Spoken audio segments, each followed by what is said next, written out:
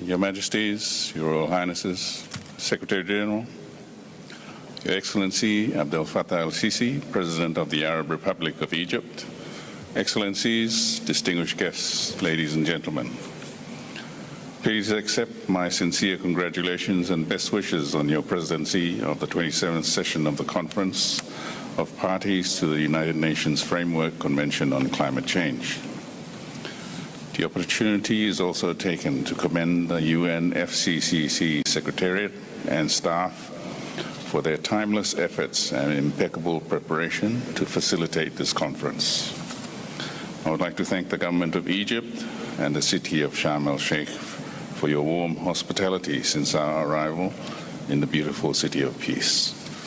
Mr. President, 30 years ago, the United Nations charted a course in adopting the United Nations Framework Convention on Climate Change, and in 2015 we gave this journey a new raison d'etre in the Paris Agreement. At COP26 in Glasgow, parties increased ambition and kept the hope of 1.5 degrees alive.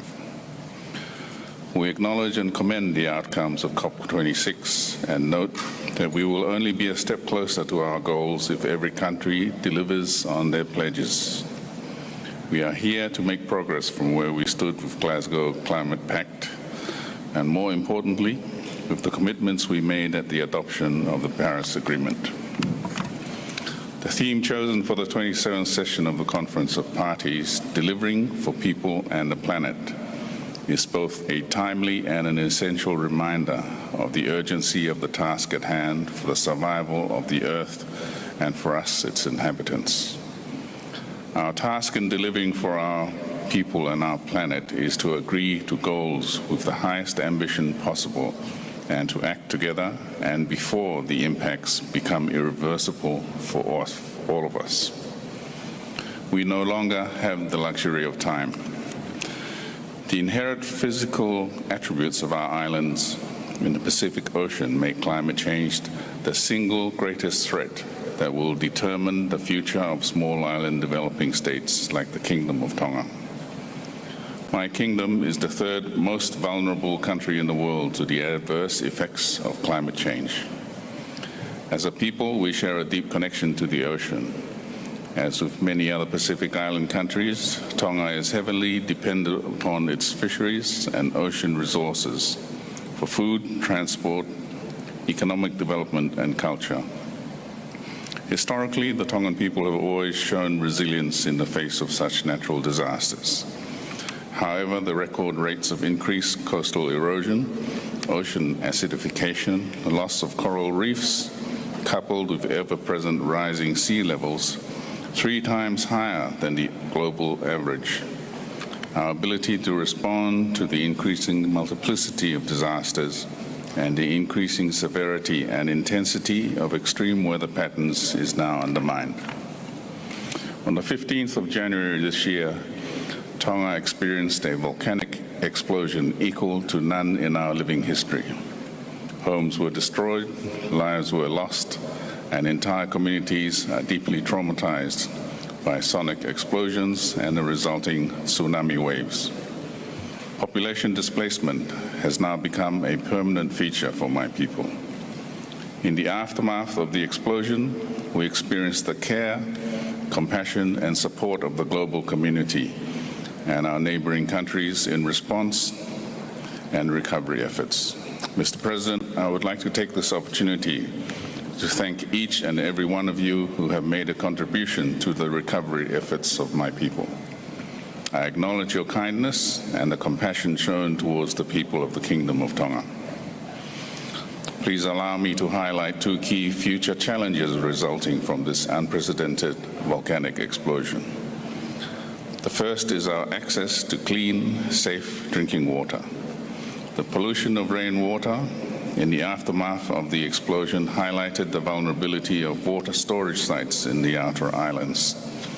This urgent reality places greater importance on the access to available water desalination technologies that can operate on renewable energy. The second challenge as an ocean state is to offer affordable transportation that does not add to our greenhouse gas emissions. Our culture and history as people of the ocean has taught us to live in harmony with our environment. In the near future, we will need to reacquaint our people with such livelihoods and use cutting-edge technologies that promote wind-powered, low-carbon emitting modes of transport. As small island developing states, we cannot face the challenges presented to all of us alone. We are firmly committed to international goals. In 2020, the Government of Tonga submitted its second nationally determined contribution under the Paris Agreement, setting ambitious mitigation and adoption goals.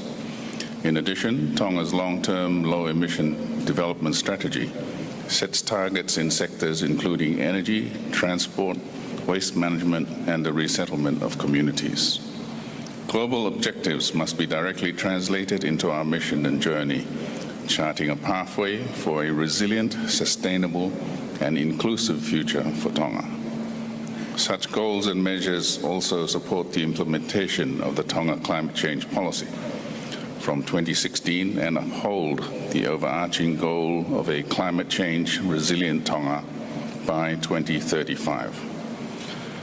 For small island developing states like Tonga, adoption to climate change generates larger benefits when delivered in conjunction with other development activities such as disaster risk reduction and community-based approaches to development. My kingdom shares the concerns of other countries in the Pacific Islands Forum. In solidarity, we endorse the 2050 strategy for the Blue Pacific continent that highlights the challenges that we face as a region and symbolizes our drive to respond to our ever-changing environment.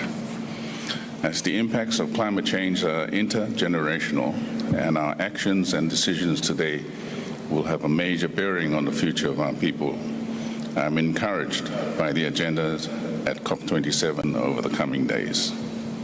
I hope that all of us here present will be inspired, motivated, and driven into action on firm commitments, a sense of shared responsibility, and connection with the global community.